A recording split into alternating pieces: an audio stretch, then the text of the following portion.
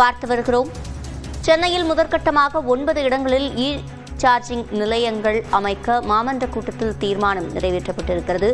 பெசன்ட் நகர் அஷ்டலட்சுமி கோயில் பார்க்கிங், பெசன்ட் நகர் கடற்கரை பார்க்கிங் பகுதிகளில் சார்ஜிங் நிலையம் அமைய இருக்கிறது. அம்பத்தூர், மங்களேரி பார்க்கிங், தியாகராய நகர் மாநகராட்சி மைதானம், சோமசுந்தரம் மைதானத்திலும் சார்ஜிங் அமைக்கப்பட இருக்கிறது. செம்மொழி பூங்கா, மெரினா கடற்கரை பகுதிகளிலும் சார்ஜிங் நிலையங்கள் அமைக்கப்பட இருக்கின்றன.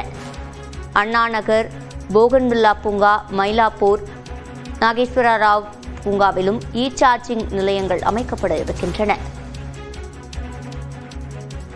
சென்னையில் முதற்கட்டமாக 9 இடங்களில் சார்ஜிங் நிலையங்கள் அமைக்க மாமன்ற கூட்டத்தில் தீர்மானம் நிறைவேற்றப்பட்டிருக்கிறது. கூடுதல் விவரங்களை செய்தியாளர் தமிழரசியிடம் கேட்கலாம். தமிழரசி, விவரங்கள்.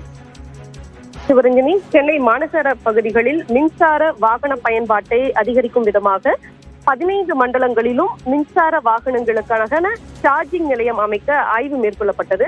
அதன்படி சென்னை மாநகராட்சி பகுதிகளில் பொதுமக்கள் அதிகம் கூடும் இடங்களான வணிக வளாகங்கள், மால்கள், உணவகங்கள், குடியிருப்புகள், கடை வீதிகள் உள்ளிட்ட பகுதிகளில் பொதுமக்களுக்கு இடையூறு ஏற்படாத இடங்களில் சார்ஜிங் ஸ்டேஷன் அமைக்க ஆய்வு மேற்கொள்ளப்பட்டது. அதன் அடிப்படையில் முதற்கட்டமாக சென்னையில் 9 இடங்களில் சார்ஜிங் நிலையம் அமைக்க இன்றைய மாமன்ற கூட்டத்தில் தீர்மானமானது கொண்டு வரப்பட்டிருக்கிறது.